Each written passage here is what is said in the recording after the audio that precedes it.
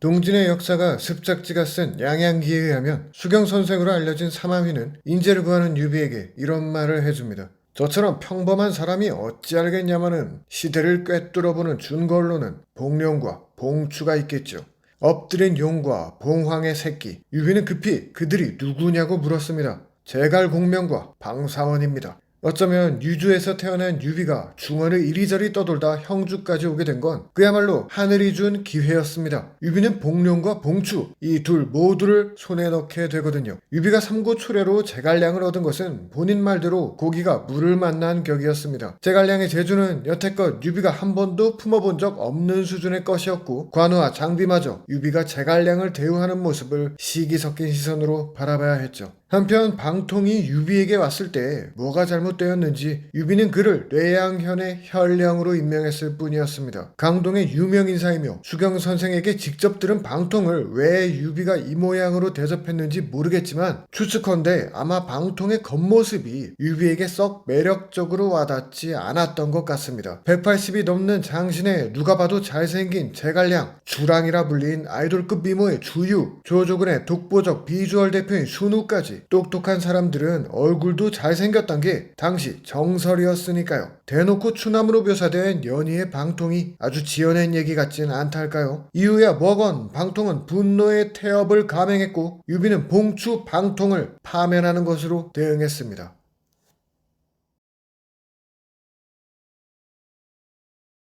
사실 인물을 보는데 탁월한 성관을 가졌던 유비는 인재를 평가하는 자신만의 기준이 있었습니다. 특히 명성만 크고 실속이 없는 사람을 혐오했는데 성도에서 도망치다 붙잡힌 허정을 하찮아했으며 마속이 말만 앞서는 걸 진작 꿰뚫어 보기도 했죠. 아마 유비는 테스트 삼아 보낸 현령자리 하나 제대로 수행 못하는 방통을 명성만 높은 썩은 선비로 간주한 것 같습니다. 하지만 이번엔 유비가 틀렸죠. 방통은 진짜였거든요. 방통이 백수가 되었다는 소식에 동호회 노숙이 유비에게 편지를 보냈습니다. 방통은 고작 백리나 다스릴 평범한 인물이 아닙니다. 치중 별가의 임무를 맡겨야만 그 재능을 온전히 펼칠 것입니다. 여기다 제갈량까지 거듭 방통을 추천하니 유비는 방통을 다시 불러들여 심화 면접을 보기로 합니다. 만약 유비가 이 면접에서마저 방통을 띄엄띄엄 봤다면 지금의 명성은 온데간데 없었겠죠. 면접 후 유비는 즉시 방통을 군사중랑장으로 삼으니 이는 제갈량과 똑같은 직책이었습니다. 이렇게 임관한 방식부터 판이하게 달랐던 둘은 모두 행정가로 시작했지만 업무 스타일, 전략, 외모까지 많은 면에서 공통점보단 차이점이 컸습니다. 일단 성격부터가 성인급 인격자였던 제갈량과 달리 방통은 거침없는 까칠이 쪽이었어요. 생각해보세요. 유비가 제갈량을 뇌양현 현령으로 임명했다면 무슨 일이 일어났을까요? 아마 뇌양현은 범죄 없는 마을 1위, 중국에서 가장 살기 좋은 마을 1위로 개떡상했을 겁니다. 그런데 방통은 어떻게 했죠? 쬐어요 그냥. 하지만 이런 두 사람의 차이마저 용인술의 달인 유비에겐 최상의 기회로 다가왔습니다.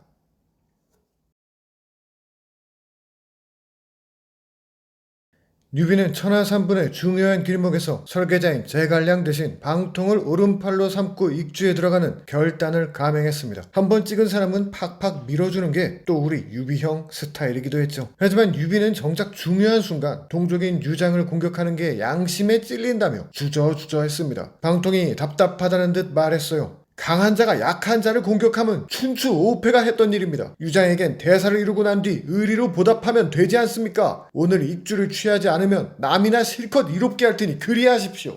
이렇게까지 말하면 유비도 안 넘어갈 수가 없죠. 마침내 방통의 계책을 따라 익주를 침공한 유비. 그런데 또 막상 일이 술술 풀리니까 유비가 너무 대놓고 좋아하는 거 아니겠어요? 술자리에서 거하게 취해 웃고 떠드는 유비를 보며 방통이 말했습니다. 남의 나라를 치고 즐거워하는 것은 어진이의 군대가 아닙니다. 유비는 개빡쳤어요. 나가! 저는 새삼 방통이 대단하다고 느꼈습니다. 물론 폭죽 터뜨리기에 이른감도 있지만 아니 이 짓을 꼬신 게 바로 방통이잖아요. 근데 유비가 캐릭터를 깨고 너무 즐거워하니까 그건 또 일침을 놓은 겁니다. 유비도 후회가 됐는지 방통을 다시 불러들었죠. 돌아온 방통은 아무 일도 없었다는 듯 태연히 음식을 들었고 이에 유비가 말을 꺼냈습니다. 그게 아까 있었던 일은 누구 잘못입니까? 방통이 답했습니다. 둘 다요. 이에 유비는 크게 웃으며 다시 술자리를 즐겼다고 하네요. 만약 제갈량이었다면 차마 유비에게 뭐라 하지 못했을 거고 유비 또한 순간 화가 난다고 제갈량을 쫓아내진 못했을 겁니다. 하지만 방통이었기에 가능한 둘의 이 일화야말로 그가 유비에게 있어 얼마나 유니크한 존재였는지 설명하는 사례가 아닐까요?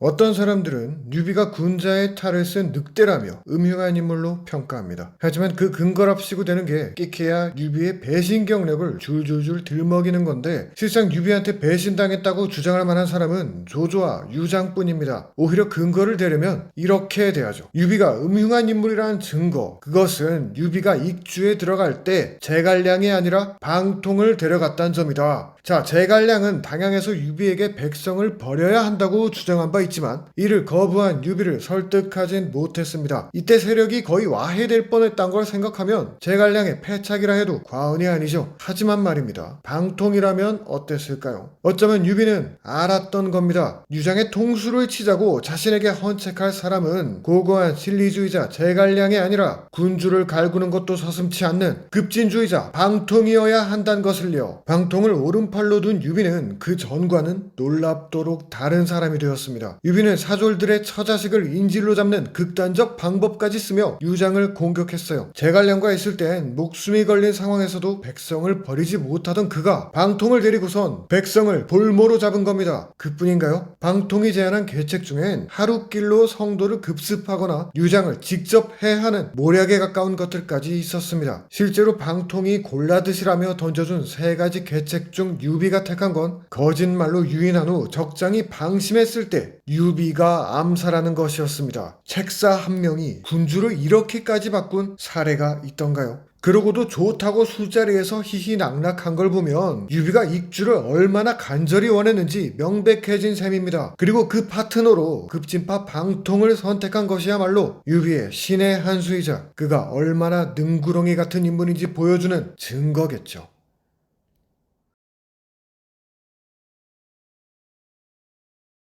방통은 유비에게 부족했던 부분을 완벽히 보완하며 완전체로 만들다시피 했습니다. 제갈량과 전혀 다른 스타일이면서도 방통은 놀라우리만치 유비의 맞춤형 군사였던 거죠. 하지만 그런 방통도 낙성을 공격하며 군사를 지휘하던 중 아무렇게나 날아온 화살에 맞아 전사하고 말았습니다. 그의 나이 불과 36세였죠. 유비가 얼마나 비통해했을지 우리는 쉽게 상상할 수 있습니다. 단기간의 활약에도 불구 방통은 정사를 쓴 진수가 무려 순욱과 막상막하라고 평할 정도였어요. 유비는 방통을 줄곧 그리워하며 그의 얘기가 나올 때마다 눈물을 흘렸다 합니다. 그 와중에 장존이란 인물은 방통이 싸가지가 없었다며 깠다가 분노한 유비에 의해 파면되는 일까지 생겼습니다. 이때 유비는 장존을 꾸짖으며 방통은 죽음으로써 인을 이룬 사람이라고 했죠. 재미있지 않나요? 방통은 유비가 인이 타령을 할 때 그놈의 인의는 대사를 이룬 다음에 갚아주라고 말한 사람이었습니다. 그러면서 유비가 캐릭터를 깨고 너무 즐거워하자 어진 사람은 그러지 않는다며 일침을 날린 사람이기도 했고요. 확실히 유비는 방통과 함께 있으면서 자신의 캐릭터를 깨고 한 발 나아갈 수 있었습니다. 그와 동시에 방통은 유비가 유비다울 수 있도록 선을 그어주는 사람이었죠. 저는 앞서 방통을 익주에 데려간 것이 유비가 음흉한 사람이란 증거라고 말했습니다. 하지만 제갈량을 남기고 방통을 데려가는 선택을 한 것은 바로 유비 자신에게 있어 가장 큰 도전이 아니었을까요?